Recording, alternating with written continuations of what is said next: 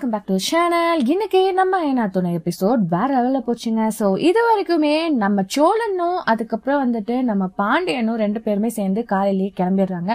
ஆமா, நேற்று நான் சொன்ன மாதிரி நம்ம நிலாக்கு ஒரு சின்ன ஸ்கூட்டி வாங்கி தரணும்னு அதையும் நல்லபடியா வாங்கிட்டு வீட்டுக்கு வந்துடுறாங்க.